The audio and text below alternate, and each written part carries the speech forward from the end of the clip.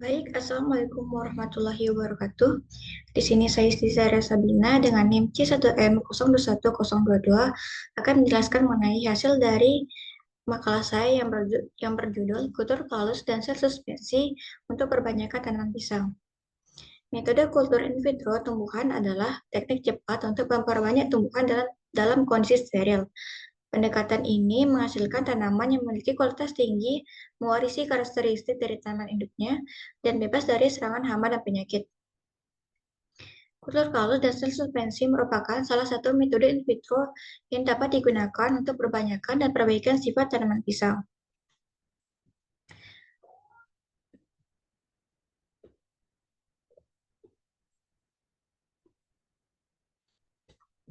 Proses pembentukan kalus yang pertama yaitu induksi. Proses awal pembentukan kalus melibatkan induksi jaringan tanaman untuk membentuk sel-sel tidak terdiferensiasi. Maksudnya di sini yaitu proses ini dimulai dengan eksplan, yaitu potongan jaringan tanaman yang ditanam pada medium kultur. Zat pengatur tumbuh seperti ZPT digunakan seperti 2,4D digunakan untuk merangsang pembelahan sel pada eksplan. ZPT ini membantu membentuk kalus. Kalus yang terbentuk dapat memiliki berbagai tekstur, mulai dari kompak hingga variabel. Yang kedua, pembelahan sel. Sel-sel yang tidak terdiferensiasi akan membelah secara aktif untuk membentuk massa kalus. Setelah kalus terbentuk, sel-sel di dalamnya terus membelah. Pembelahan sel ini memungkinkan kalus tumbuh dan berkembang menjadi massa sel yang lebih besar. Dan proses yang ketiga yaitu diferensiasi.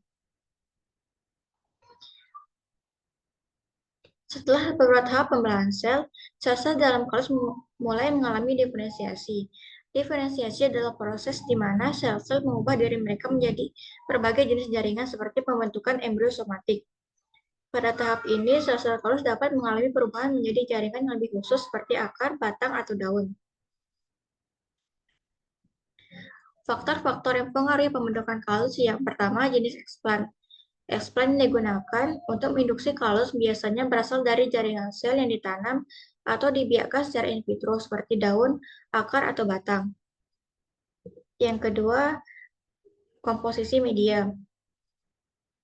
Media kultur harus mengandung nutrisi lengkap yang esensial untuk pertumbuhan dan perkembangan tanaman seperti unsur hara makro, mikro, dan vitamin. Faktor yang ketiga yaitu kondisi lingkungan. Faktor lingkungan seperti suhu, kelembaban, dan intensitas cahaya juga mempengaruhi keberhasilan pembentukan kalus. Peran hormon dalam kultur kalus. Yang pertama, auksin.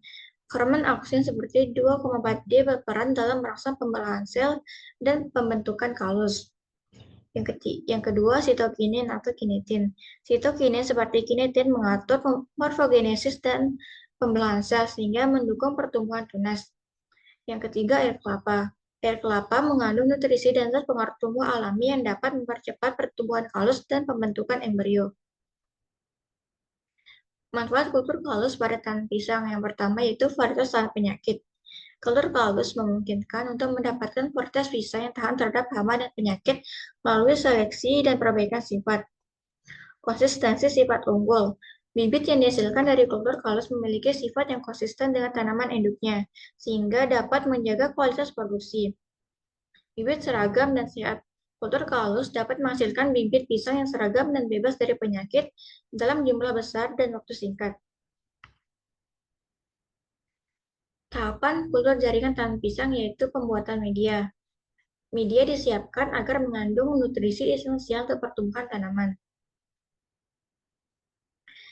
Sterilisasi eksplan, yaitu membersihkan dan mensterilkan bagian tanaman atau eksplan sebelum ditanam pada media.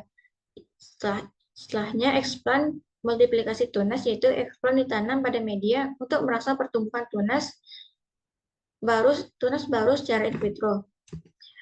Pada tahap multiplikasi ini, tunas yang telah dibentuk dipisahkan dan ditumbuhkan dalam medium kultur jaringan. Tujuan utamanya adalah menghasilkan lebih banyak tunas yang berkualitas. Keunggulan kultur jaringan tanaman pisang yaitu waktu singkat.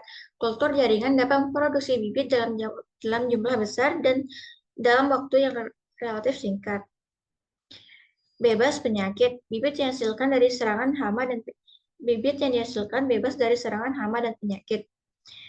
Dan keseragaman tinggi. Bibit yang dihasilkan memiliki sifat yang seragam dengan tanaman induknya.